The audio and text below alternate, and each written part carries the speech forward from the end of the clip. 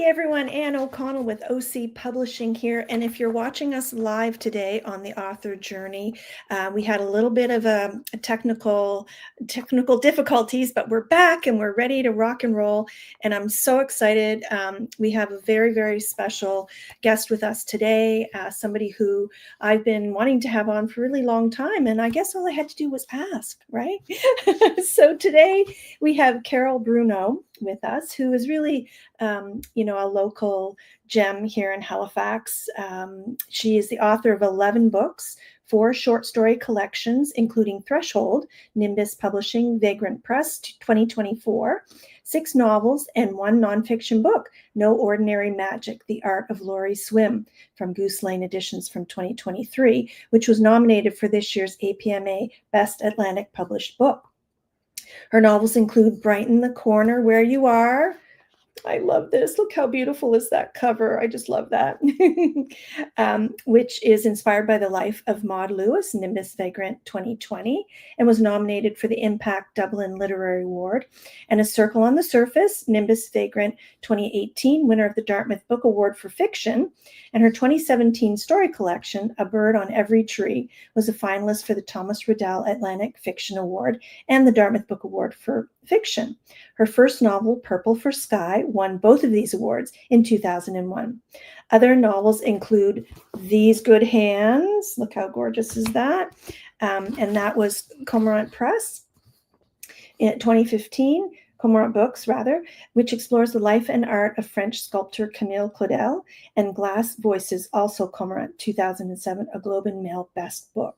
As I said, Carol lives and works here in Halifax, and without further ado, I'm going to bring her up to join me.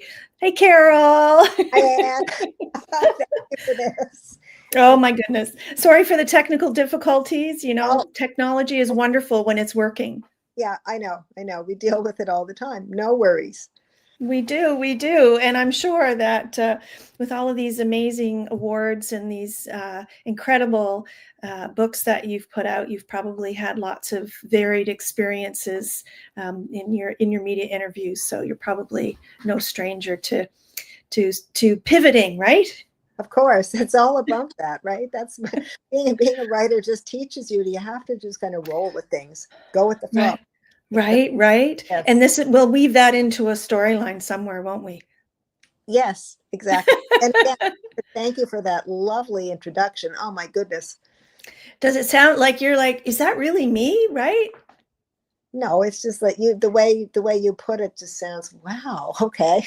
Yeah. Well, so incredible. And I ran into you at Booktoberfest at the Halifax Library, and I was just so excited. I thought, oh, I'm going to take advantage of this opportunity and put my interviewer hat on and say, come join us.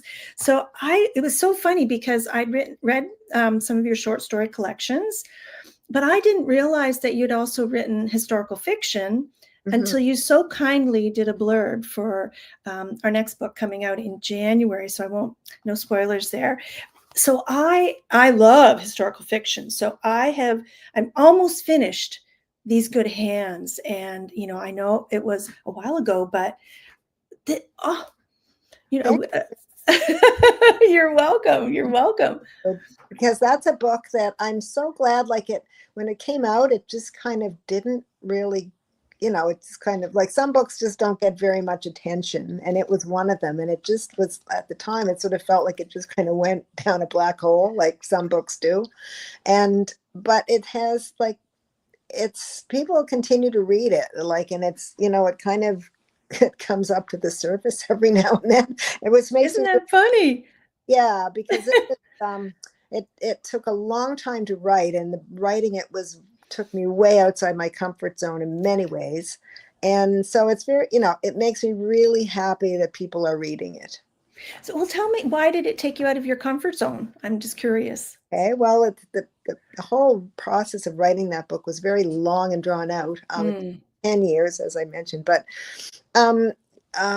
it's all about a sculptor. And when I began it, I had no idea about sculptural practice or materials or anything. I just always admired sculpture, and sculptors. And you know, it started, the process started with my fascination with Claudel's story and heartbreak of it, the tragedy of it, that she spent, you know, 30 years of her life in what they then called an asylum for the insane, asylum for the insane.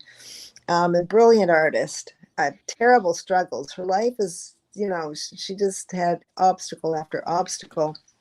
So I was hooked by her personal story.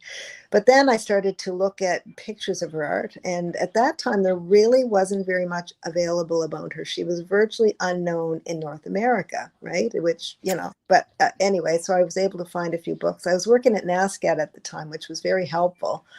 And then I, you know, started to dive in and realize, oh my goodness, I have so much to learn. So not only is it, you know, like an art form that was outside my expertise, like absolutely, but also linguistically, because I don't speak very much French. By having the French last name, that's a whole other story. So, you know, so anyways, I did a lot of research in France. I was lucky me. I got to go to Paris and went to the Rodin Museum, which was the first place where I saw her work live. And it just happened the day we arrived, there was the first show of her work ever. Since she was exhibiting. I get chills. No, yeah, I really, and it was just pinched me. I must be dreaming. And I honestly, I cried to see these pieces that I'd only seen pictures of, you know, and they're very powerful works, especially how they reflect the experiences of women. Women and girls. And it was just, it blew me away. I'll never forget that. I'll never forget that. It was the first time I'd ever been in Paris, and that was the trip anyway. But then to see her work.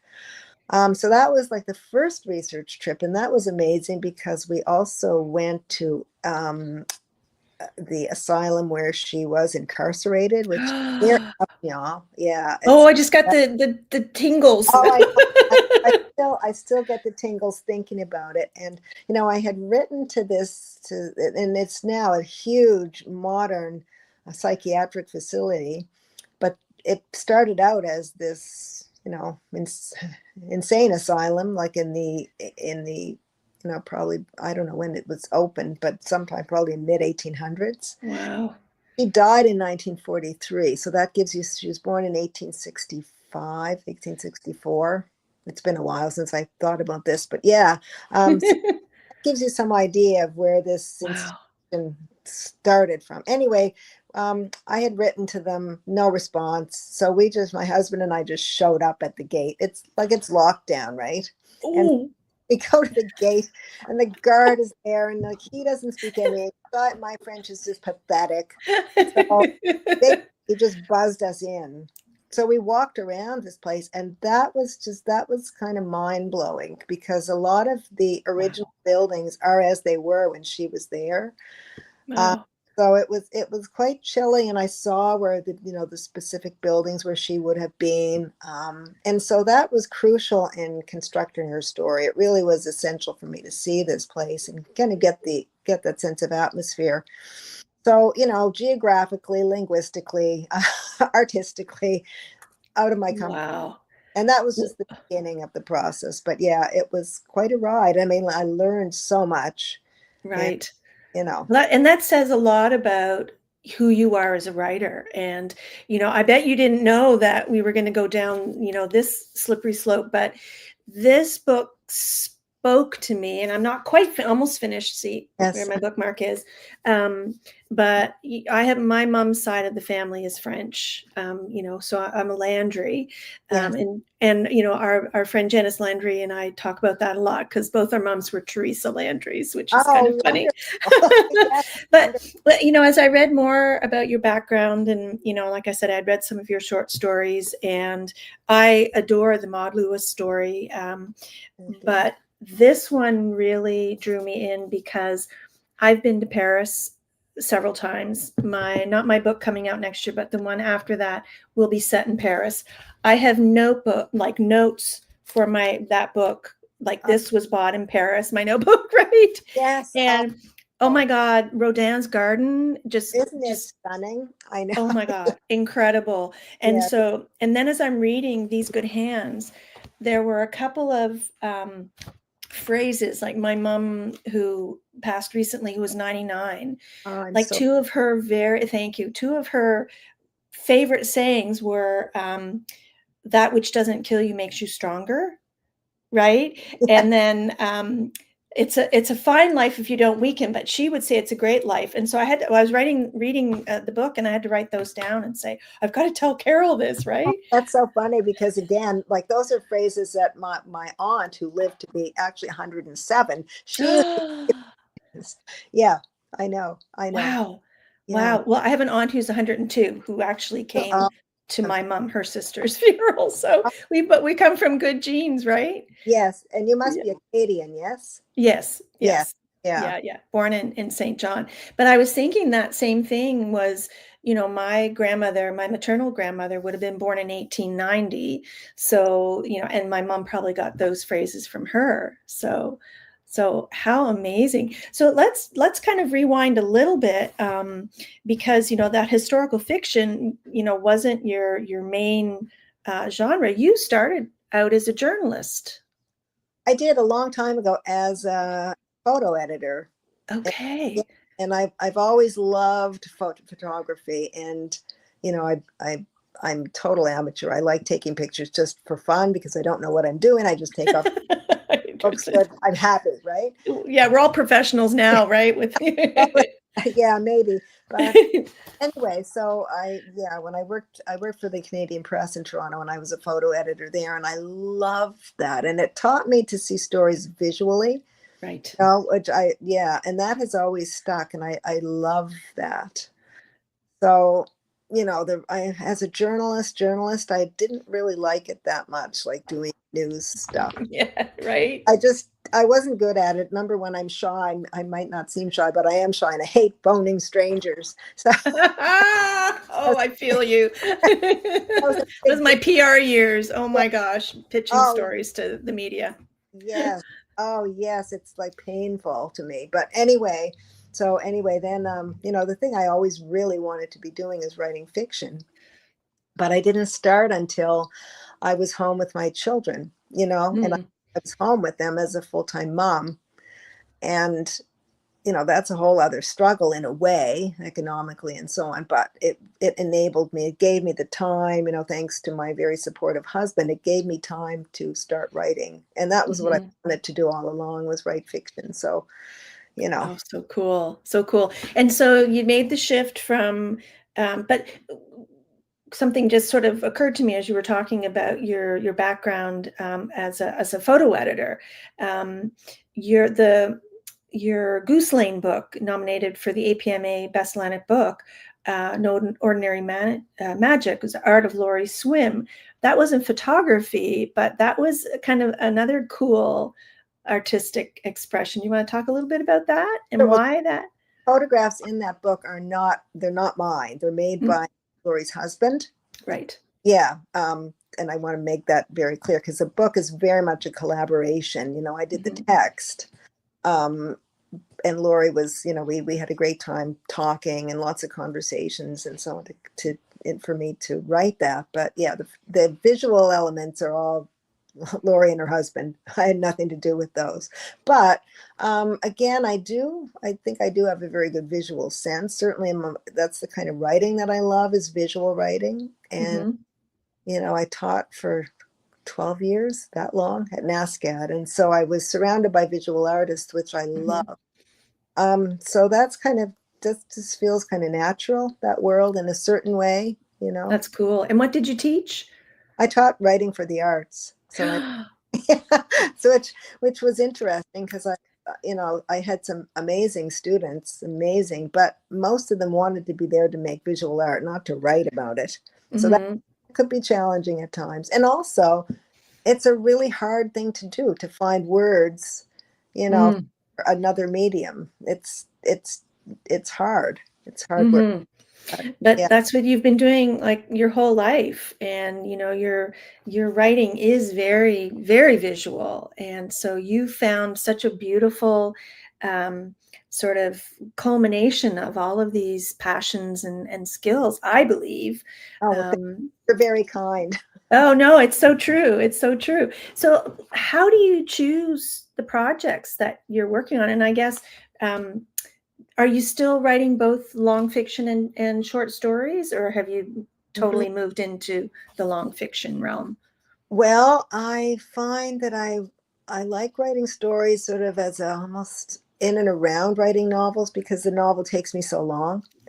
So it's nice if I, sort of in between projects that I write stories. So for instance, the stories for Threshold were written, some of them like as long as 10 years ago, and then I wrote quite a few of them during COVID when I finally was able to write again. Many of us were just stymied by that. Just paralyzed almost, right? Yeah, really, really, even reading was really challenging. So, but yeah, choosing a project and sticking with a certain form, well, it's kind of like whatever story grips me, and I love being in the grip of something. And it takes a long time to sort of, I don't know, it's like they find me. I don't find Yeah. The Maud Lewis was another one. I was asked by my editor if I would be interested in writing a novel about Maud, and my first response was like, no. No. But I mean, right, how do you do that, right? Because, for the obvious reasons. Beloved Maud. Exactly. But then I thought, you know what, after writing These Good Hands, I thought, oh, wait a minute, I can do this because I have practice at doing this, Yeah. And I learned again so much from These Good Hands. And then I started to think about it. There are very odd parallels between those two artists' lives. The misogyny they faced, the stigma they both faced, different words. I got that too. A lot of the same struggles. And I thought, oh, wow, this is scary. I mean, it's very telling, isn't it, of our work and how women are treated. But yeah, so the Maud project, once I had that opportunity, I sort of then saw it as a really great opportunity, because for me, Maud was always this person that never had a voice, and it's like she was walked around and all that by her husband and etc. And yeah, and again, she was a woman of very few words. So I have given a great license to put all those words in Maud's mouth, in my Maud's mouth. Yeah. But doing that it felt really good, because once I sort of figured out what it was I wanted to do with the story and try to really show her as an actual human with, with all the flaws and good points and aspirations that we all have, So yeah, it felt good to be able to do that. And did the book come out before or after Maudie, the movie? It came out after. Did it? And Maudie was actually part of the inspiration, like the reversing. Well, Maudie is beautifully shot, it's a beautifully made film, but to me, it was so untrue, And so off balance, really. And right? not to mention that it's not even shot in Nova Scotia, but that's a whole other issue. That's a whole other discussion. Thing we won't go. But yeah, I found the sort of romanticism of it really kind of, I just didn't like that. Yeah. Do you happen to have an excerpt handy that you might like to read for us? Of the Maud book? Or of any of the above, any and all? Okay. Well, I was thinking of, okay, I'll read a little excerpt from the Maud book if you want. Yes, that'd be awesome. Okay. All right. I guess I will just read from the start. That'd be awesome. Okay. And as you may know, the chapters are all titled after country songs, because what I discovered in my research was that Maud loved music, and country music was the thing. If you lived up by Digby, it still is. So the chapters are all titled after songs, well-known songs. And the first one is titled after the Hank Snow song, I've Been Everywhere.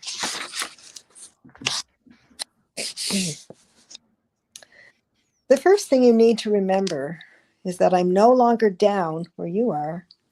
Haven't been down your way in years, in what you people call the land of the living. You could say I'm in the wind, a song riding the airwaves and the frost in the air that paints leaves orange. As the rain and the sunshine do, I go where I want. The wind's whistling carries me, takes me back, oh yes, to when the radio filled the house with Bob Wills and his Texas Playboys singing, "My life's been a pleasure, though I'm not sure I would go that far." Freed of life's woes, these days I see joys that, in life, I just guessed up. If you know anything about me, you might be thinking, oh my, that one's better off out of her misery, which might be true, but then again, might not. But I dare say, without the body I dwelt in and the hands that came with it, I wouldn't have gotten up to the half of what I did in your world. I'd have spent my days doing what you do. Where'd be the fun in that?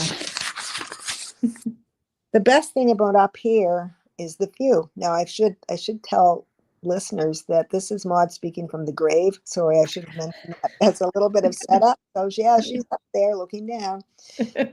Now, I'm not so high up that folks look like dirt specks and cars like hard candies traveling the roads. Nor am I so low down that you can reach up and grab a draft of me in your fist. Up here, no one gets to grab onto anybody or be the boss. No shortage of bossy boots down your way, folks only too certain they know best. So it was when I lived below, in a piece of paradise some called the arse end of nowhere. Wouldn't make that kind of judgment myself. Mostly I kept to myself. For a long time doing just that was easy. Out in the sticks there are lots of holes to hide down until someone gets it in their head to haul you out of yours. Next, the whole world is sniffing at your door, which isn't always a bad thing. Like living in the arse end of nowhere isn't a bad thing. Pardon this habit of speech I learned down your way. Habits die hard, even here. Except here I get away with whatever I want, which is a comfort and a blessing. Comforts and blessings mightn't be so plentiful where you are. Here, for example, a gal can cuss to her heart's content. Who is going to say boo? I love that. Thank you. Yeah. Thank you. Yay. Thank you for sharing that. So what are you working on now? Well, I just finished a novel this summer, and I'm kind of waiting to hear a little bit more about that. Mm-hmm. If I say anything about that, and so I sort of feel like I'm in between, and I'm sort of making notes now. I tell my husband, "Oh, I'm just typing," because it does feel like random typing. Just, trying to get to know a character who, again, is like out of my comfort zone somewhat, but. Mm-hmm. Yeah, so it's that. This is why it takes me so long to write a novel, because it's like the note taking, just to figure out who somebody is and Mm-hmm. that, and then what the story may be, and then how on earth to tell the story. So those three things take a long time for me to work out. Mm-hmm. And what is your favorite point of view when you're writing? Well, I really like writing in first person. But often I will start in that limited third, so Mm-hmm. kind of you have a little bit more leeway for description. But on the other hand, for me, writing in first person, it just is like cutting to the chase. You capture that person's essence much more quickly, and Mm-hmm. it's more fun, and you can play with that whole thing of unreliable narrators. And, there's a lot of things you can do with that I love. Yeah. Oh, yeah, but it depends on the story. It depends on the scope of the story, for sure. And so you talked a little bit about getting to know your character. What kinds of things do you, I mean, obviously you do a lot of research, especially if you're writing about a character who actually lived. Yeah. But do you have tools that you, like, do you do character sketches? Like, how does that evolve? Okay, that's a great question. Yes, and again, this would be with purely fictive. Well, with both fictitious and or characters based loosely on a real person. I think it works. Mhm. I have this exercise that I learned, and when I teach writing workshops, I often get my students to do it, and it is to interview your character. Oh, I love that. And you know what? I find that it really is helpful. It's helpful when you first start trying to come up with somebody, like creating a character initially. And it's also really helpful midway through the process to be clear about their motivation. Like, and it's questions like, what is your dearest secret? Do you and things like that. Because for me, writing anything, it's always about answering these endless questions. You feel like you're addressing one and then another big question comes up. So the whole process of writing is this series of sort of logistics of getting through the questions. Mhm. And have you ever sort of switched the essence of somebody midway, like with a fictitious character, and thought, wow, she's a lot stronger than I originally thought, or he has quite a twist, so maybe he's actually the bad guy, not the good guy here. Yeah, that kind of, I don't find that happens as much, but I mean, definitely they surprise me, because when you write, all of a sudden, wait a minute, this doesn't fit with my plan. You're right. Yeah, but I mean, that's the fun. And it's just, to me, it's like getting to know actual people, Yes. it takes a long time. And my sign when I finish the story is when they can't really surprise me anymore, and I understand, and I can explain exactly why they're doing all these things that they're doing. Mm. And until Mm. I can kind of explain or rationalize, then I know I still have a lot of work to do. That's interesting. And I'm working on a series, and so those surprising things have to continually happen. And I love that you said that. So I'm hoping that my character keeps surprising me. Oh, they definitely will. Right, right. And what brings you the most joy when it comes to writing, or just your journey in that world? Um, I do love discovering things, and I love it when all of a sudden the dots start to add up, when the dots start to connect. But Mhm. to me, it takes a lot of work to reach that phase, And I find first drafts definitely the hardest, because I'm just sort of making these. It feels like writing these random things, and you don't even know how on earth they're going to string together, And Writing in circles, yes, I yeah, do. exactly. And so I like it once I have a toehold and I know it's like, okay, this is what this is. And then you're more in a position to see how the dots connect. And I love that, because it's sort of like there's this magical thing happening it's not even you. It's just sort of out there and it's happening, right? And I love, Mhm. yeah, I love that. So do you feel like deep down in your soul that you're doing what you were meant to be doing? Yeah. See, Oh I yeah. know better than to ask a yes or no question. It's just No, definitely. I mean, yeah, definitely. I started writing when I was a little kid, and I think it's the same thing. It's just that love of stories, Yeah. love of how words go together to make stories. Yeah, it's definitely sort of an addictive thing, but yeah, I feel like it's my nature. And Were there's you told? Oh, go ahead. sorry, go ahead. I was going to say it's your nature. Go ahead.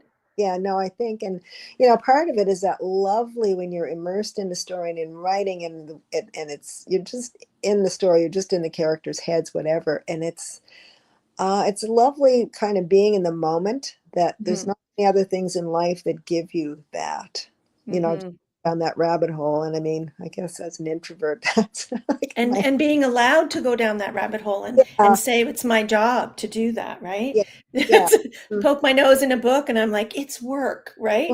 exactly, yeah, Well, I exactly. came across this, and we'll have to wrap up in a minute, but the more and more like that I delved into, the books you've written and your history, the more I realized how much we have in common. And I came across this an article from 2016 that was in Atlantic Books, and you talked about having book loving parents.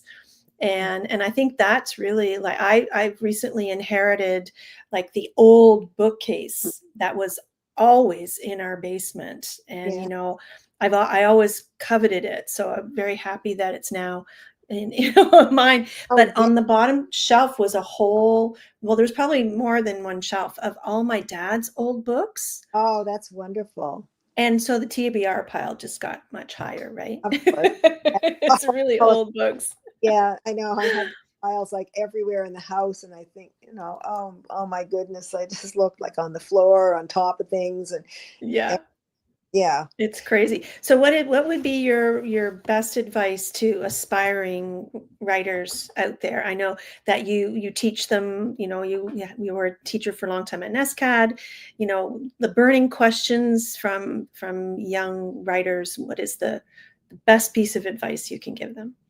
Read, read, read, and read some more. Reading is your best writing teacher, definitely. Yeah. But I think also to try to find like-minded people, like writers, other writers who are sort of at the same place you are. Mm-hmm. It doesn't have to be a lot, and not a big group, but just even one or two, so that Yeah. you're not practicing in isolation, and so that's one of the joys I find of teaching workshops, is because Mm-hmm. a lot of times the students, the participants, will kind of hook up with one another. That's the wrong term. Connect, So I don't collaborate. and form these groups, and they're still together. I met someone the Yeah. other at a reading, and I had taught her years ago, and she said, "Oh yeah, this is, she still has this writers group of people who are in that group." And I find that lovely. I think that's the best thing, because it's that supportive, that Yeah. connection, and it makes the writing fun, and it's not so Yeah. isolating. And it's having people to share the highs with and people to share the lows with. That's really important. Oh, I think that's amazing advice. And I find that's probably one of the greatest outcomes of the retreats that I do as well. So Mm. very good advice. Reach out, you know, join organizations like Writers Federation, you know, take workshops from Yeah. people like Carol, and, you know, and just keep writing and read, read, read, read. I Yeah. think that's the best advice. And I can't believe that we're already out of time, even though we had a little bit of a late start. I wanted to do the full time with you. So it's I- been so much fun chatting. It's been wonderful, Anne. Thank you. I really appreciate it. It's been a lovely chat. Thank you. It's absolutely my pleasure. And I also just want to make sure that folks know where to find you, your website, 𝐿_Bruneau.com. Mhm. There she is. Ah, So there we go. So if you're looking for Carol's books, they're all on her website at 𝐿_Bruneau.com. I can't even speak. And have a look. And this is the one I had, A Bird on Every Tree. I think it's still on my bookshelf. So please make sure that you check it out. And I thank you again for joining us today, Carol. It's been an absolute pleasure. thank you, Anne. And you take care. And yeah, thank you again for this. It's been lovely. Hopefully we'll talk soon. I hope so. Okay. And thank you all for joining us on the author journey today. I'm Anne O'Connell with OC Publishing, and we'll see you again next time on the author journey. In the meantime, happy reading and happy writing. Bye for now.